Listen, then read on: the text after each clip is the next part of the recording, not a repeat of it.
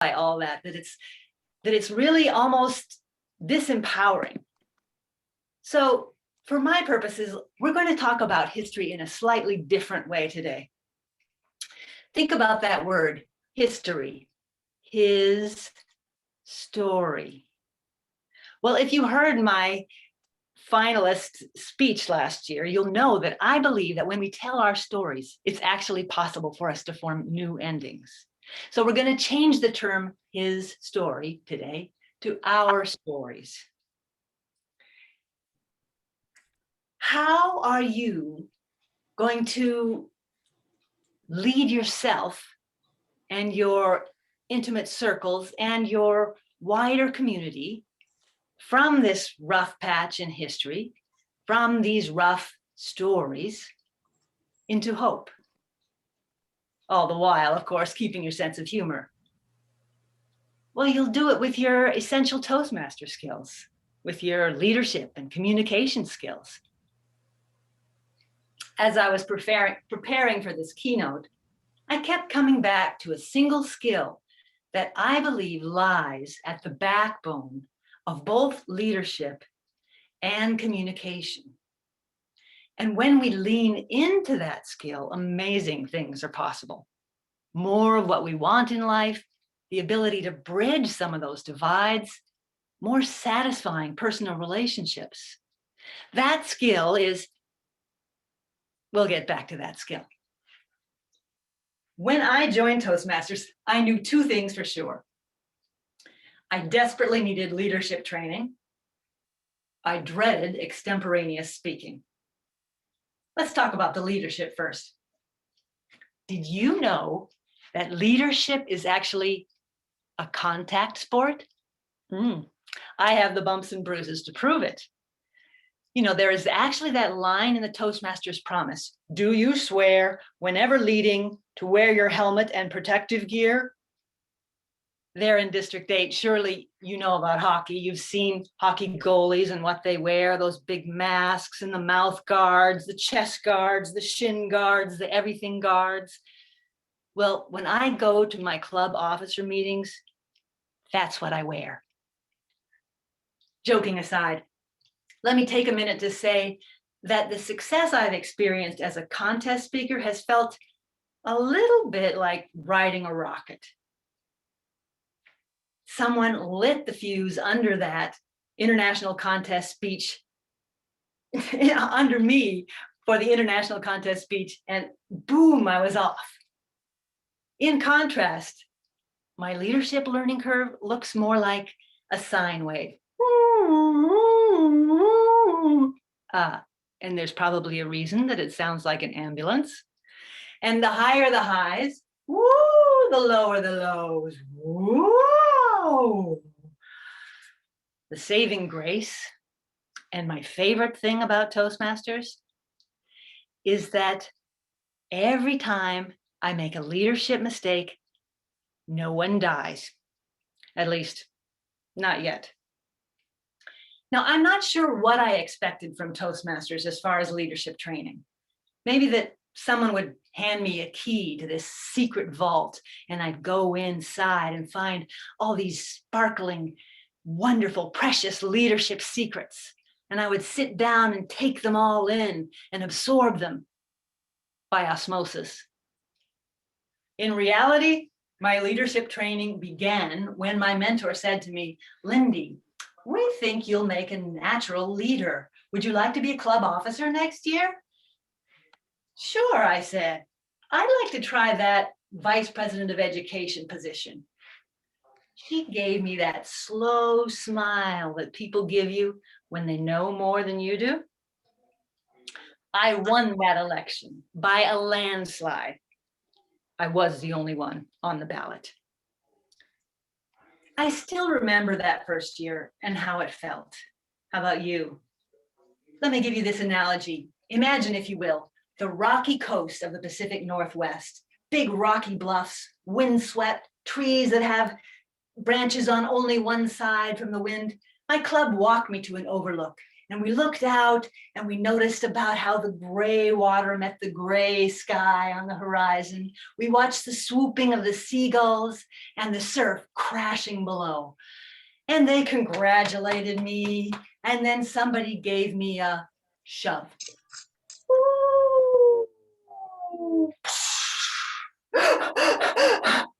Talk about sink or swim. Can you relate? Of course, learning by doing is the very best way. Sometimes it's kind of painful, but the quicker you make mistakes, the faster you learn, of course. So the next year I got a call from the nominating committee. You did such a good job as vice president of education. We would like you to lead our club as president. I thought, I know what that club needs. I can whip them into shape in no time. Okay, I'll do it. So I stepped in as the mighty leader. You know the type. Fall in, attention, present arms, order, arms, charge. I went running across the field and I drew my sword and fell into the fray and fought with all my mind and body and heart. Pretty soon I got tired and I turned around. My club was not right behind me. I was battling windmills all by myself. My club members were still back on the hill where we started. They were standing there staring at me with their mouths open. Chalk it up to a complete lack of know-how of how to get team buy-in. Have you ever made that mistake? Oh, I can teach you. I'm really good at it. Recently I learned something. It surprised me about leadership. Maybe it shouldn't have, but it did. And it came from an unexpected source. It was one of those situations where synchronicity comes in. It was in a week. I'd had 2 different phone calls from 2 people in completely different parts of my life, neither of whom I'd spoken to in a long time. And both of them made the same book recommendation to me. When that happens, I sit up and take notice. Well, the book was this one. Never Split the Difference, Negotiating as If Your Life Depended upon It, by Chris Voss. Chris was an FBI negotiator in high-stakes hostage situations. So why would this book be of interest? Well, as Chris points out, we are in negotiation every day of our lives, with our boss over the raise, with our kids over bedtime, curfew, using the car, with our spouse over what to have for dinner, where to go on vacation, who's going to take out the trash. Life is negotiation. And if life is negotiation, then certainly leadership is negotiation. I can certainly see how if I'd known how to negotiate a little better, that situation might have ended up somewhat differently. So,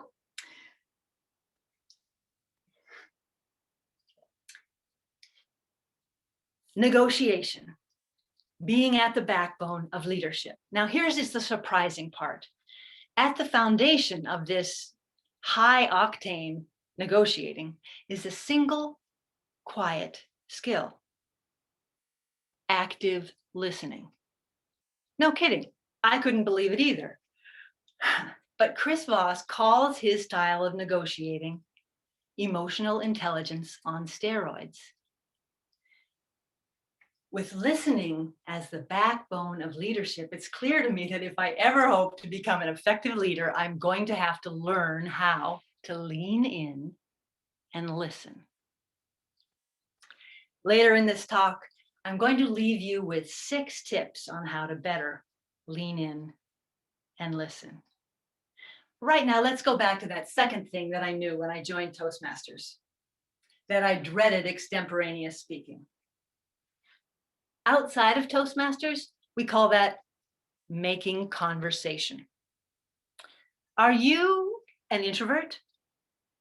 I am.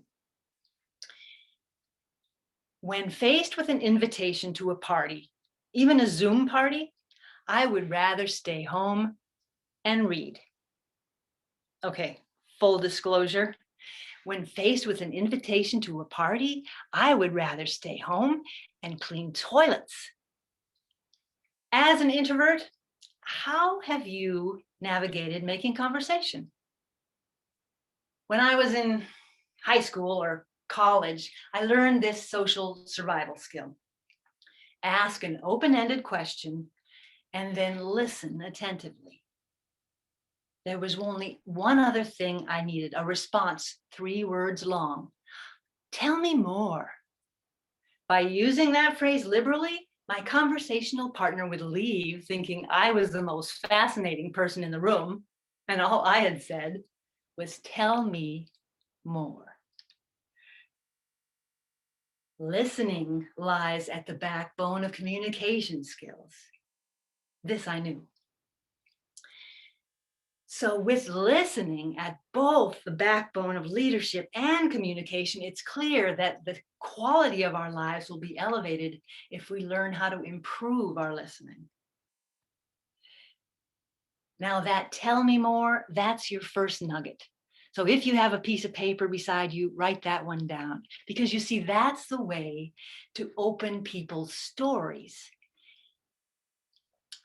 History, our stories. When you say, tell me more, it works on pretty much anyone, man, woman, young, old, introvert, extrovert. You show sincere interest and their story blossoms like a flower. Tell me more. Now, listening. Let's talk about that. I always thought that I was a really good listener. Well, in fact, I am a pretty good listener with strangers and acquaintances and even my girlfriends. But when it comes to intimate relationships, spouse, family, there's kind of an unvarnished truth to that kind of communication. Would you agree? Sometimes it's a horse of a different color, especially when it involves men and women. Now, I call that challenge communicating across the gender gap. I'm about to make some really sweeping generalizations. Just come with me anyway, okay? So I started paying attention to the communication habits in my marriage. And I realized that my husband had been really quiet. I mean, really quiet. Like, I wasn't sure if I remembered the last time he spoke to me. It was Thanksgiving. I know, I distinctly remember he turned to me and he said, Lindy, please pass the mashed potatoes. But that's been 6 months. So I asked him, honey, huh? What? Who, me? Why aren't you talking to me?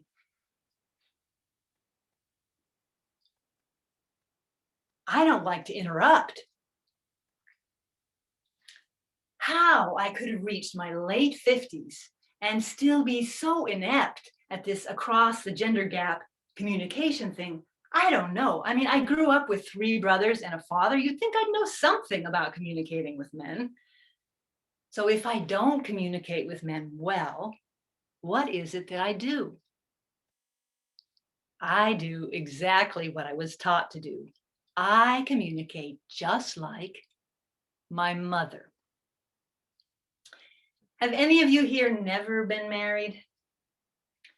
Well, for your sake, let me let you on this. Let me let you in on this universal mystery. It's quite a secret. It doesn't matter if you're married in church, the city hall, or your backyard. There is something mysterious that happens between walking into the ceremony and walking back out. Ladies, you walk in as this lovely, easygoing, fun to be with bride, willing to do whatever it feels like doing. Watch sports, go on a hike, ride a bicycle, go camping. You walk out as a combination of your mother and his. Suddenly you're this know-it-all, controlling, difficult to be with creature. Now, gentlemen, It's not much better for you. You walk in as this romantic guy who brings her flowers and takes her dancing, and you walk out, you guessed it, combination of your father and hers. Suddenly your posterior is awfully hard to lift off of the couch, and your hand has grown this prosthetic. It's called a remote control. Sam Levinson, American humorist, teacher, journalist, he said this: if you want to know how your girl will treat you after marriage, just listen to how she talks to her younger brother. Yikes. I have 2 younger brothers, and I know exactly how I talk to them. Would you cut it out? Stop that. What in the world were you thinking? It is a wonder that my husband married me at all. I don't think he reads Sam Levinson.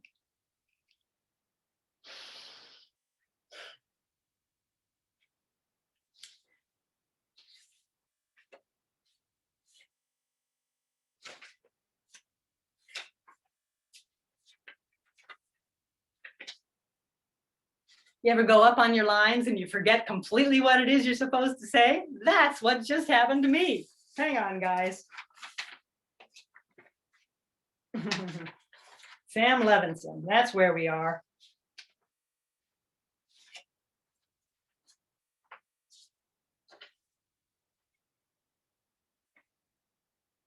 All right, now, okay, I know what's next. Now remember, there's always more than one side of the story when it comes to communication, at least 2 sides. What do you think that women's biggest complaint is about the men in their lives? Got it? He doesn't listen. I wish he would listen. What about that? Well, I tell you, there would not be humor, so many jokes about it, if there were no truth to it at all. American actor Jeff Daniels. Yeah, I called her up. She said something about me not listening, gave me crap about it. I don't know. I wasn't really paying attention. Is there any truth to this massive complaint? Do men not listen? No, of course you listen. You listen with a different style of listening. It's called action-focused listening. You listen with the sole purpose of bringing a solution to whatever problem we bring you, and you are brilliant at it. The problem is, when most women want to be listened to, they're often upset. And when women are upset, believe me, we do not want a solution. We want sympathy. We want to know that you are on our side, no matter how crazy we sound, no matter how illogical we're being. For example, recently I was stomping around the house being a regular grouch. My husband said, "Lindy, what is wrong with you?"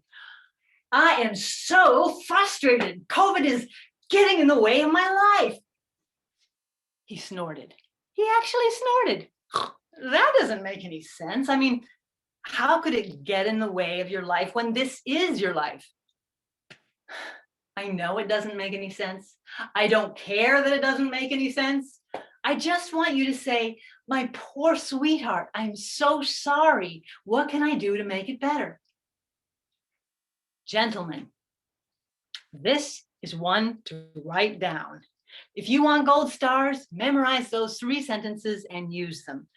"My poor sweetheart, I'm so sorry. What can I do to make it better?"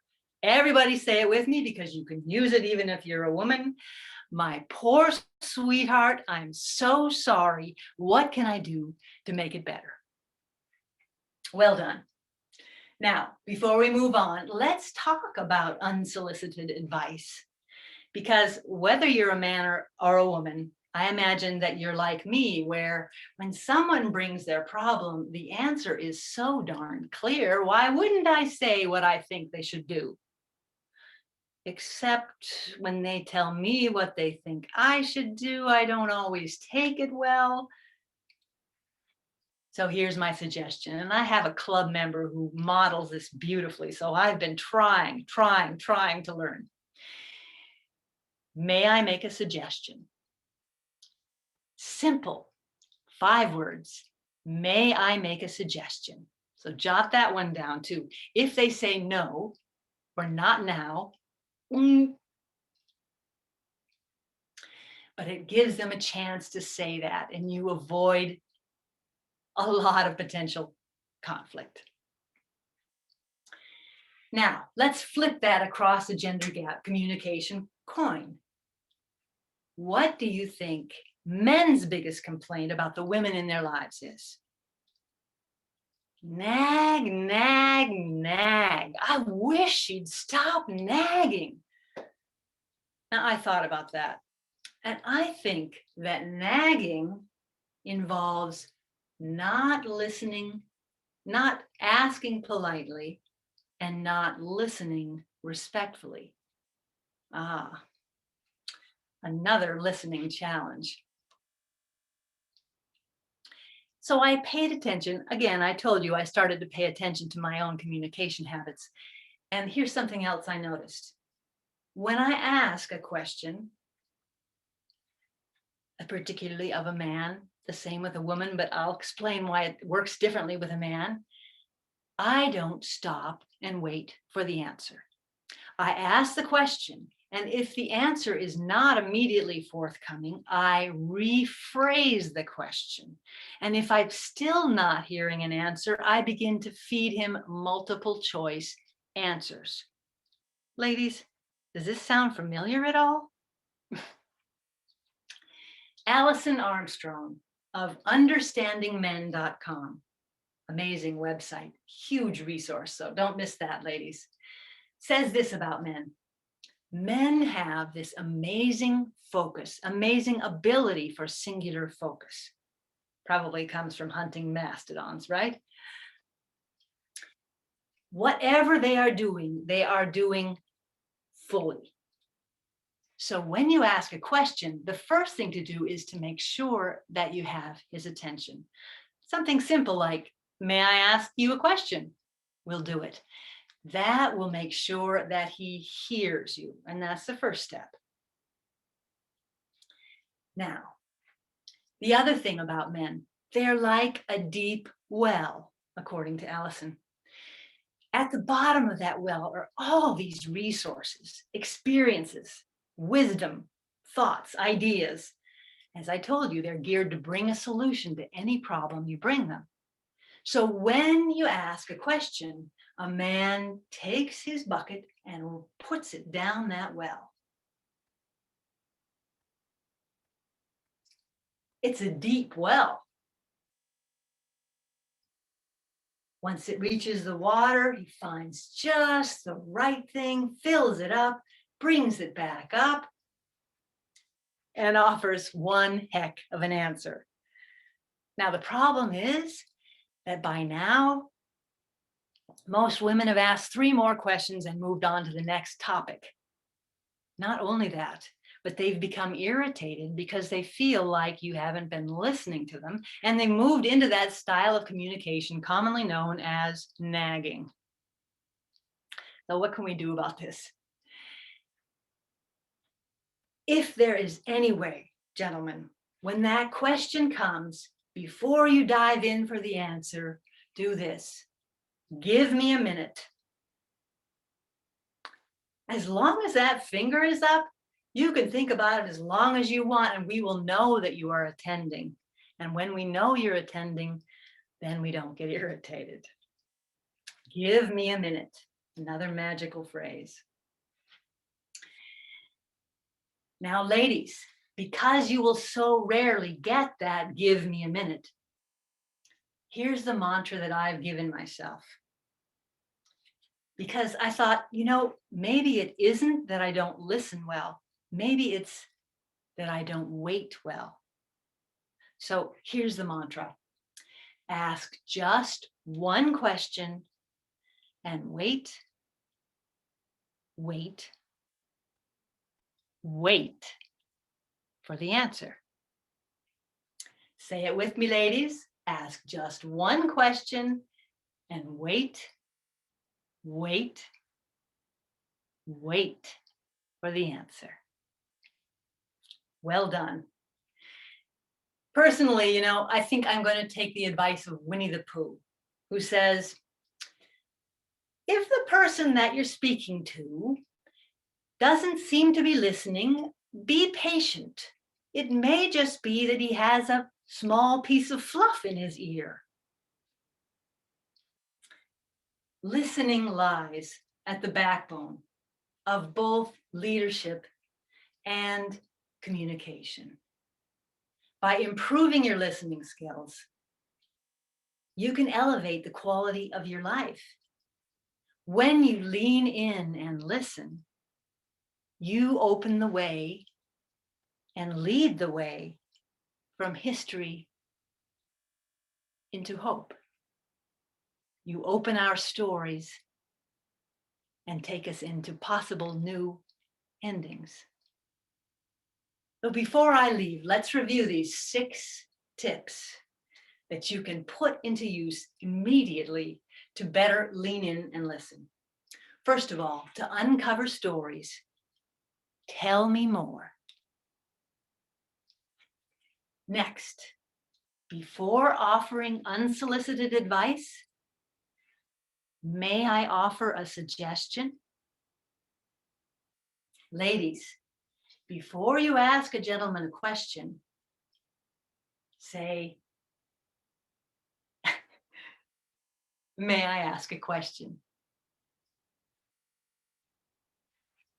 I want to go back and tell you what it is that we women do when we're asked a question. You see, instead of a well, when you ask us a question, it's like we're standing in the lake of answers and we just start scooping it up. I mean, it doesn't matter if it's the right answer. In fact, we often say, you know, I don't know that much about that, but if I were to think about it, I would say that blah, blah, blah, blah, blah. You see, women speak to reach the answer. Men don't speak until they have the answer. That's a huge difference. That's where this business of may I ask a question comes in. And gentlemen, if possibly when that question comes at you, if you can say, give me a minute, it's a lifesaver. Ladies, while waiting, run that mantra. Ask just one question and wait, wait, wait for the answer. Finally, gentlemen, ladies too, but especially gentlemen, when she's upset, go for sympathy. My poor sweetheart, and you can modify that first line, my friend, whatever. I'm so sorry. What can I do to make it better? Who would have thought that one quiet, complicated skill would be able to shift our stories and bring hope? This conference, this weekend, I invite you to lean in and listen, my friend. Lean in and listen. Madam Toastmaster.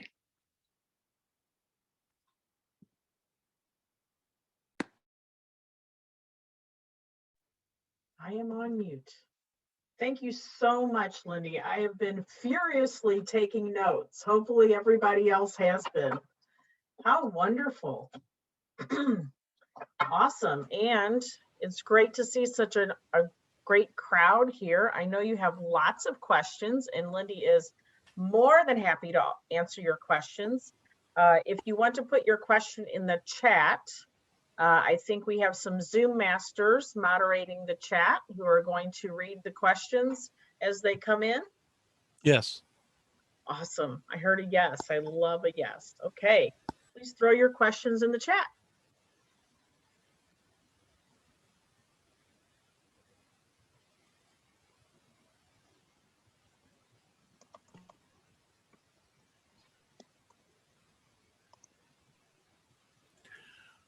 We have our first question is, what is your working background?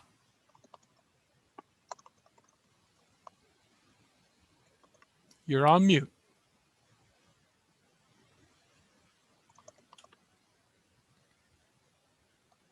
Try this. There we go. That worked. Perfect. I have done a lot of things. When I was really young, well, for much of my life, I actually wanted to become an actress. And so I kept that on the back burner, my someday dream. And in the meantime, I never really picked the career. Instead, I kept doing different kinds of jobs. So I've done many jobs over my lifetime. I've done things like lots of customer service. I've done, which by the way, involves listening, of course. And I think that we all teach what we most need to learn. So I say that with a smile, because one person thinks that you're good at something, but then you turn around and realize, wait a minute, I need to get better at that. I have also been a tobacco cessation specialist. I have worked at a library. I have done house cleaning. Most recently, I've realized that the work I do with mentees and with other people who are in the contests, that kind of coaching is something I really enjoy. So I am moving toward building a business of coaching speakers, particularly speakers like entrepreneurs who are already using their stories as a marketing tool, in how to do it successfully online.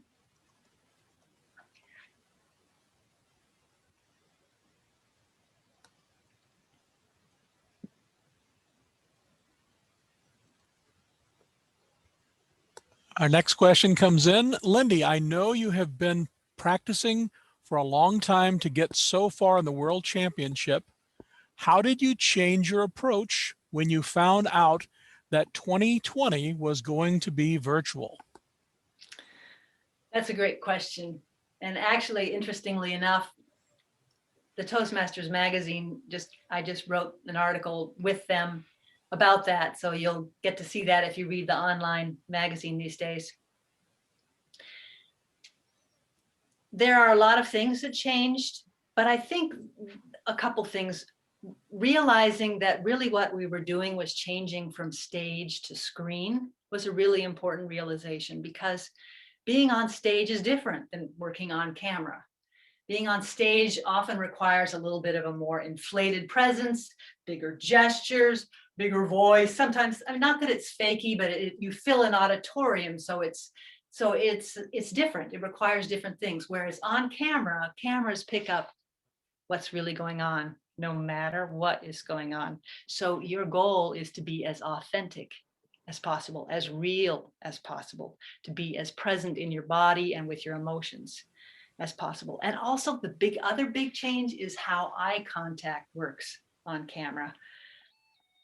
You know, in live, you worked so long and hard to make eye contact with the audience, to learn how to look in all the proper places, how to say a whole sentence to one person before changing. Well, now you're actually one-on-one with every audience member through the camera. So the only place you need to keep eye contact is with the camera. And when I say the camera, in each of your individual setups, there's probably a slightly different spot that equals perfect eye contact. So I really encourage you to get on Zoom, like I did with my friend Judy, you met her earlier, and ask, okay, does this look like I'm looking at you? No, that's too low. How about this? No, that's too high. Is that right? Yeah, that's right. So then you make note of where that spot is. My final huge tip is this. It's easy when speaking to a camera to your eyes can get blank because it's a camera, right? It's not like you're talking to a real person. Even though your voice can be doing something interesting, your eyes can go flat, and that you lose something. So how do you get around that? You think about who really needs to hear your message.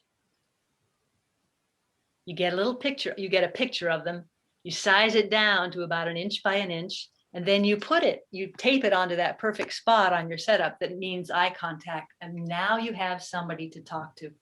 It sounds really silly, but it works wonders. Even a 2-dimensional image of a person makes you relate differently than you might just to your screen or just to the camera. So those are a few of the things that I've found over making that shift from in person to on screen last year. Thank you. I believe you've hit the majority of this, but I'll ask the question in case there's a little more that you'd like to describe. The question came in, can you describe the process you use to rehearse your speech? Absolutely. My friend Judy was my Zoom partner, and I really encourage you to get a Zoom partner. It might be your mentor, it might just be a fellow club member, somebody who will make a date with you, show up on Zoom at a certain time so that you can practice. Now, there's accountability building in that way. You might recognize that. It makes you actually do it. And it's also different to deliver it to somebody than it is to just recite it to yourself while you're doing something else, you know? So you get to practice on screen. Also, I realize now that we have this spotlighting ability with Zoom, it's a little bit different. But before we had that, do you know those random Zoom visual takeovers that would happen? You know, you're talking along and suddenly somebody else's image is on screen, whether that's because their mic is undone or I don't know why.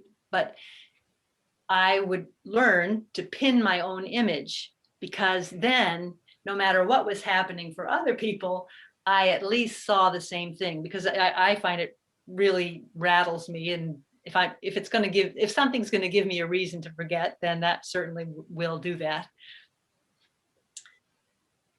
So that is something that I did. And then, of course, because it was just 2 of us, Judy could leave her microphone open and I could hear some of her response, because this is, of course, the other challenge, right? Is that you don't know if someone's laughing or what they think about it. So you practice it and you find out, do they laugh? Maybe the 10th time they don't, but hopefully the first or the second they might, you know?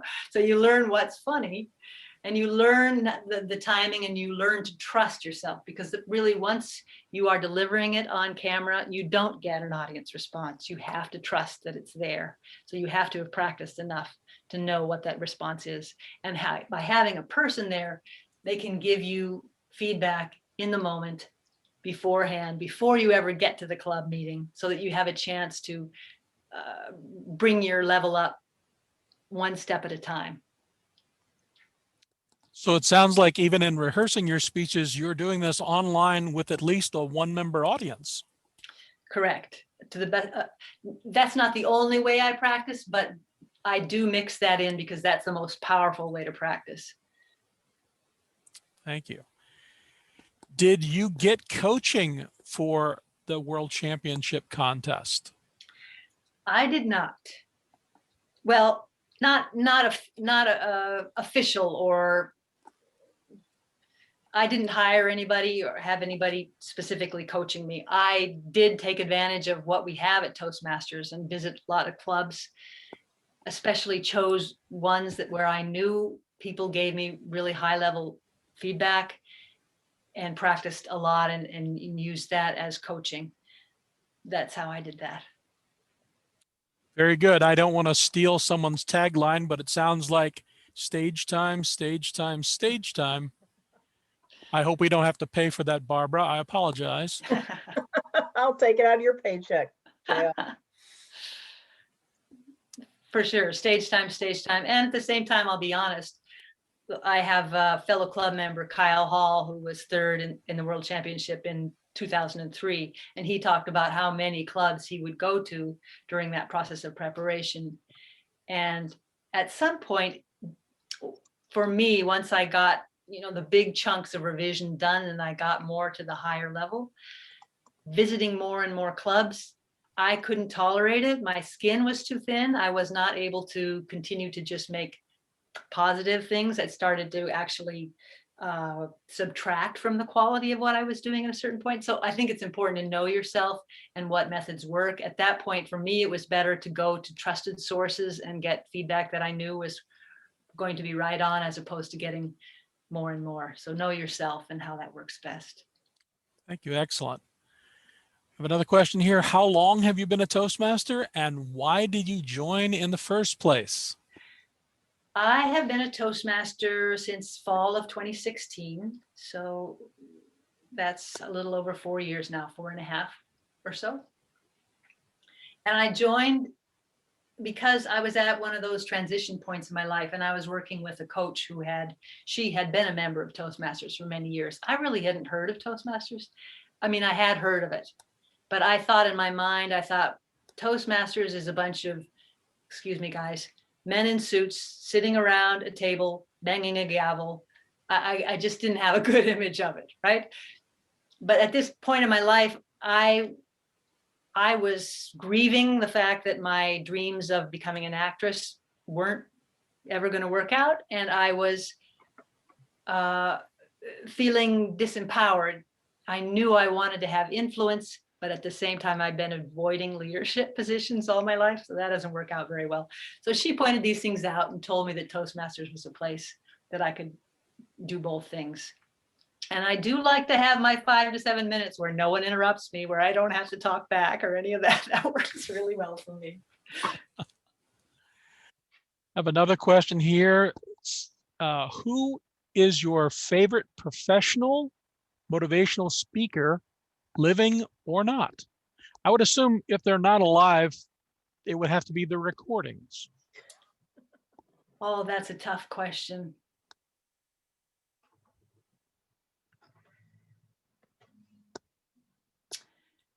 I don't know that I can give you an answer on that.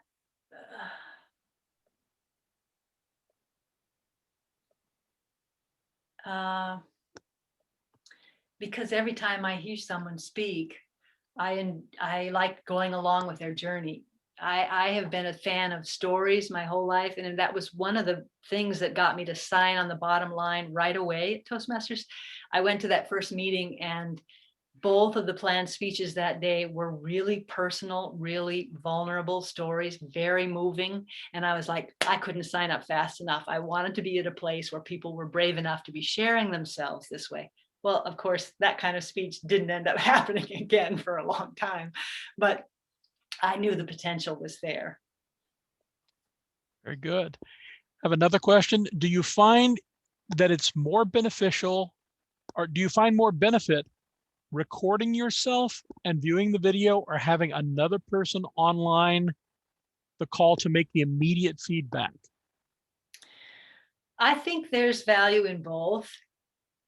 I have more tolerance for someone giving me feedback than watching myself. I imagine some of you can relate that it's hard to watch yourself. But watching oneself is good training because it teaches you to notice habits that you have. And sometimes our habits, we don't see them or hear them. Like I have a friend who has been battling the fact that she uses sighs as transition. I mean, she'll go between one section and another. And I kept telling her this, other people did as well, and she couldn't hear it. She didn't know it was happening. It took quite a while before she was even aware of it. So I think that having someone else to give us feedback is absolutely essential, because none of us can really see ourselves with the same clarity that other people can. We need other people to be able to reflect what they're seeing. We need other people because while we may not believe in ourselves, they believe in us, and we can ride that energy. We just need each other a lot in this process. Another question posed: how did you decide on a topic for your World Championship speech? Great question. Some of you will and some of you won't know what the topic of my World Champion speech was. It was about finding I had been an exchange student to Peru when I was in high school, and I had lost touch with the family, and then I found them. But the process of finding them was through my 2018 contest speech which was all about that year in Peru. And I hadn't really put a lot of energy or thought up to that until I started telling that story over and over. And it wasn't till after I started telling that story and the whole thing came alive for me again. And I just felt all that emotion and that sadness about losing touch, that I actually started to use resources that we have now that we didn't when I was young, like Facebook. And I actually did find my family. So when that happened, it was a huge experience. And I knew that if I had the good fortune of making it to the final stage, that was the story I wanted to share, because understanding that contest is about so much more than just getting your speech skills better. It's about learning to surrender to a process. It's about learning to surrender to the input other people have for us. It's about, as you get that input, you start to know yourself differently, and it shifts the way you perceive yourself and your past. I mean, there's all these things that happen in there that you don't expect that are going to happen with the contest. And so I wanted people to know that there's this richness and these potential in contest speeches that's really worth going for, that's completely outside of any kind of trophy. You mentioned before that when you were working on your speech, you went to several other Toastmasters clubs to get feedback until you just couldn't take it anymore. Could you tell us how many Toastmasters clubs you are actually a member of? I'm currently a member of 2, but for quite a while, I was a member of 3. While I was finishing my DTM, I needed a lot of speaking ground and was involved with 3 clubs. I was a club coach in one of those. So 3, yeah, that's the most I've ever belonged to so far. Great. Hey, JL, let's take one more question before we take a little break before trivia. Let me actually give you one more tip about the question about how do you decide on a subject. Sure. Most of us we know that the International Speech Contest needs to have an inspiring message. It should really be called the Inspirational Speech Contest. But we tend to think, well, what experiences have I had that will inspire people? But that's the wrong question. You want to ask yourself, what message do I really need to hear to inspire myself right now? Because when you get into that territory, it is really rich emotional territory. And no matter how many times you have to tell the speech, because it's so relevant to you, it's not going to get flat and crusty the same way that it can if it's not in the right territory. So ask yourself the question, what message do I really need to hear? And find your topic from that. Awesome. So much. Thank you so much, Lindy. I'm just like writing all this down still. Great amount of information. I know that our district is going to become much better speakers and much better communicators because of what you've shared with us today. So thank you so much. We really appreciate it. Let's give Lindy a great amount of virtual applause. And thanks also, Judy, for coming out and for helping Lindy. We're going to take about a 10-minute break. We'll be back at 6 for trivia. Thanks, everyone. Thank you all for your warm welcome.